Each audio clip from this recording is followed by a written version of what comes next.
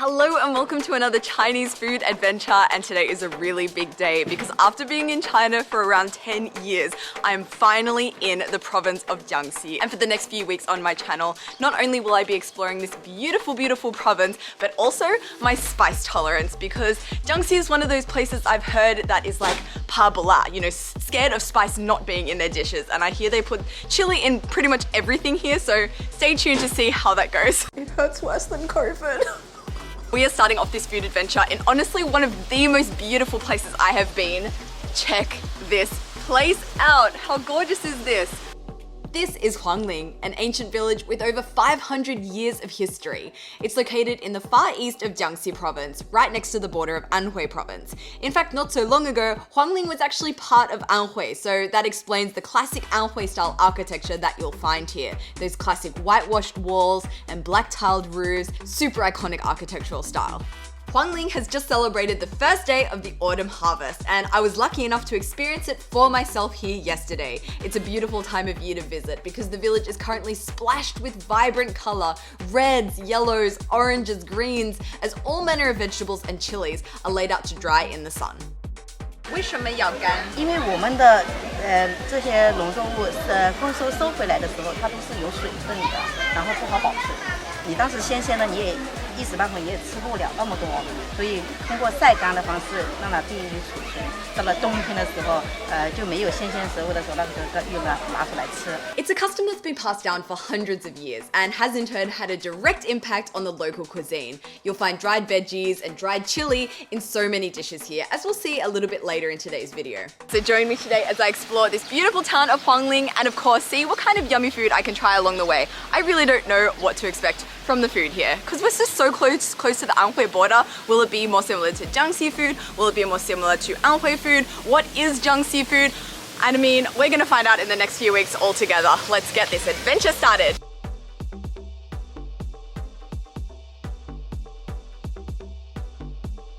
What's happening over here? So this guy you see out the front there is affectionately known as Fan Bing Ge, literally cake flipping bro. And it's a name well deserved because that's exactly what he does. That's really cool, I kind of want to try. Oh, okay, wow.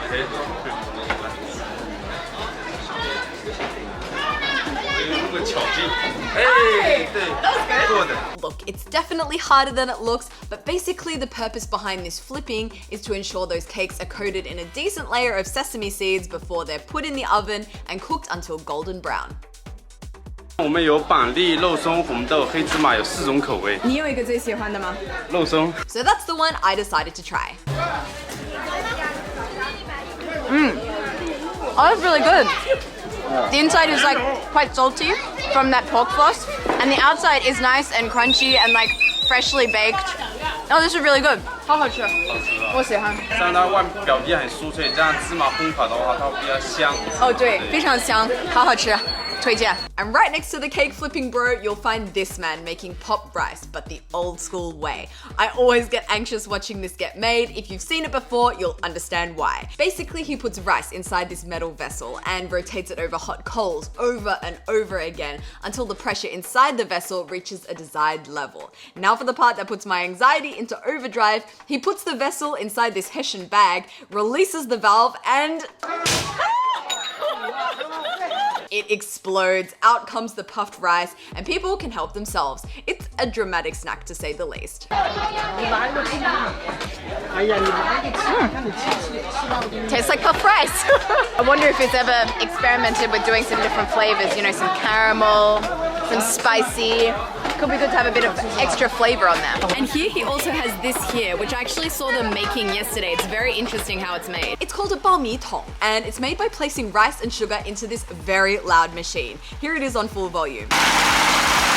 Anyway, this machine performs actual magic. 1 minute it's eating rice, and the very next it's pooping out this long tube of puffed rice. I have never seen anything like it. It was hypnotizing, to be honest.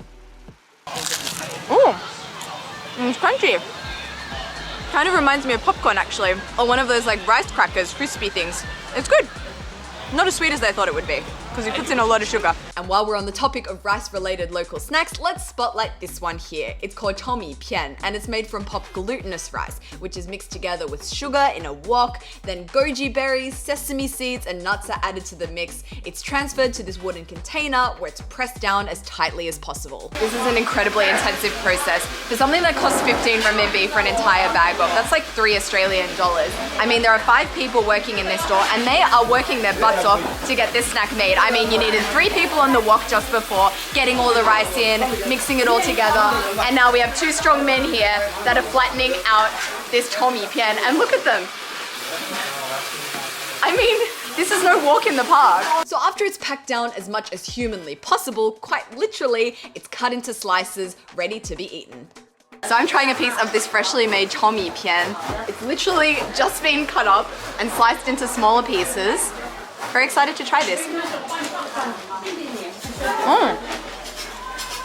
It's quite dense. I mean, you can really tell it's been pressed down super firm. It's giving rice. It's not overly sweet at all. I feel like this would be a nice, snack with tea, or something like a little biscuit to go along with your beverage.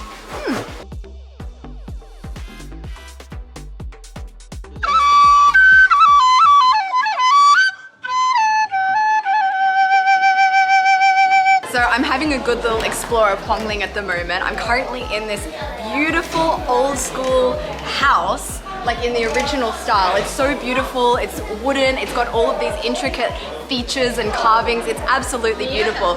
But one thing I wasn't expecting about this house is you walk through this door here and there's actually a lady cooking a local snack. I mean, such a beautiful location to have a little bite to eat. 这个是什么？这个叫油灯子啊，是当地特色吗？当地的特色，我可以。当地的特色小吃。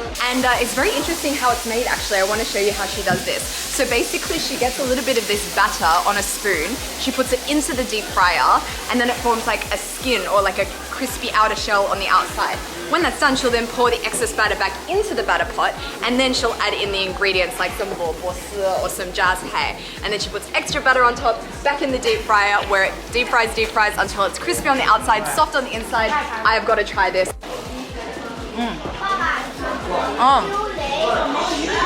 It's so juicy. It's just been freshly fried. It's absolutely perfect. It's crunchy on the outside and like got that nice deep fried oiliness there and that crunch. And on the inside, it's super moist and juicy and like bursting with juice. Like I bit into it and it literally like dripped all over my lap. We'll worry about that later. And there's like a bit of chives in there as well. So it's got a little bit of like a chivey fragrance. Hello. I like that a lot. Okay, it's lunchtime and time for some dishes. These 3 here are some of the most representative dishes of the region.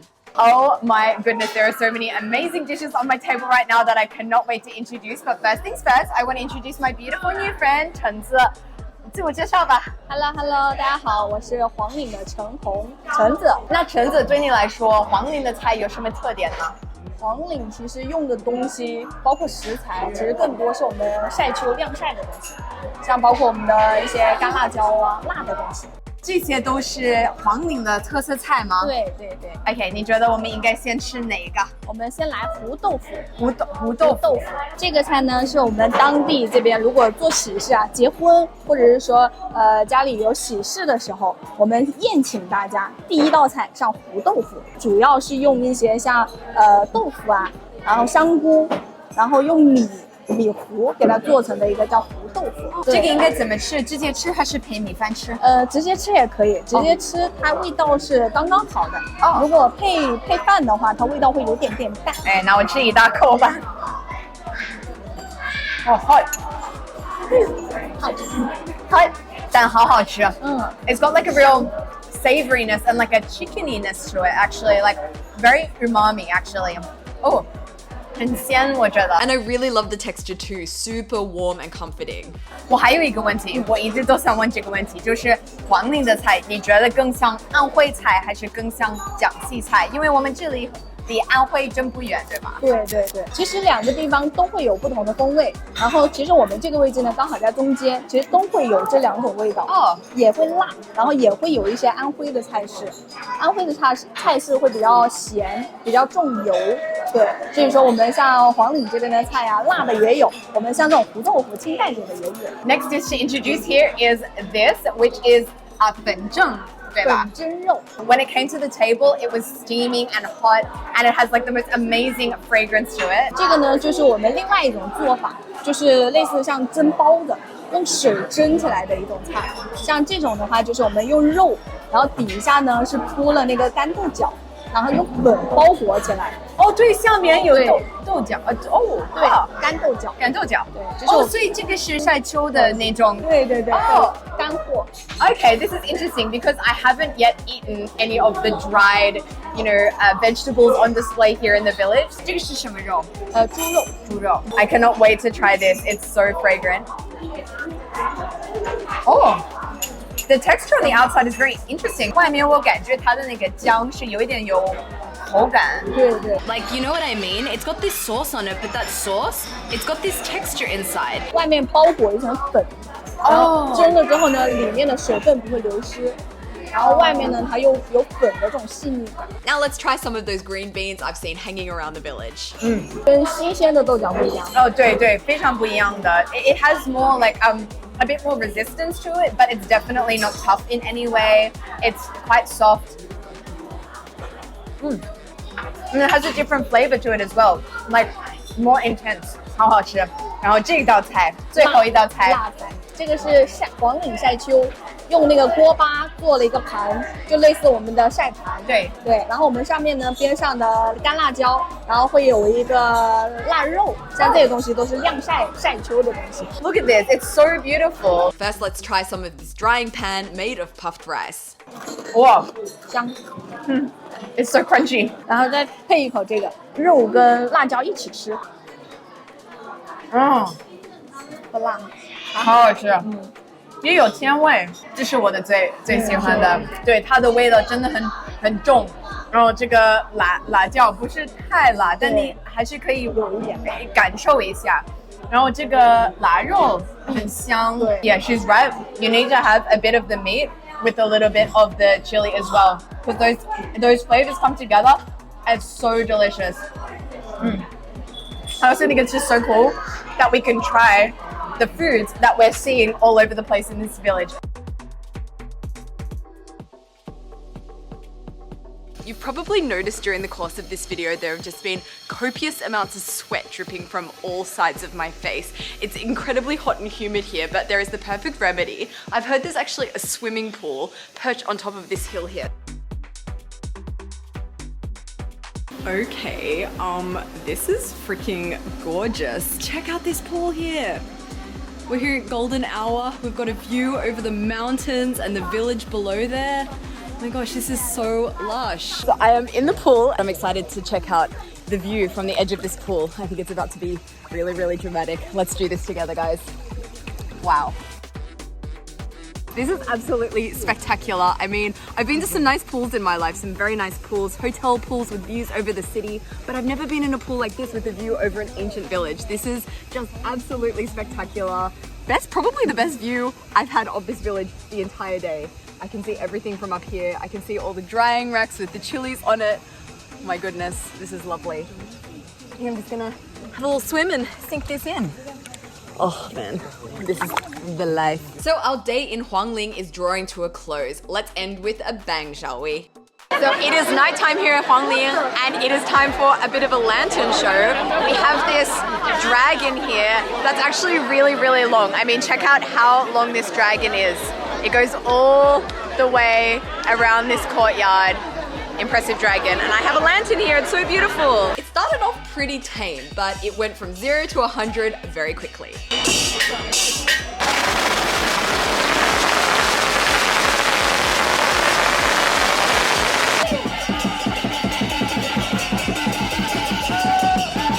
I'm gonna use my lantern here for a bit of light.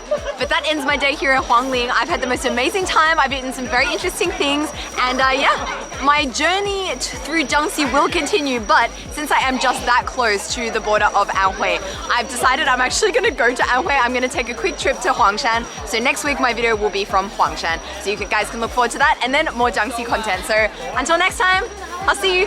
Bye.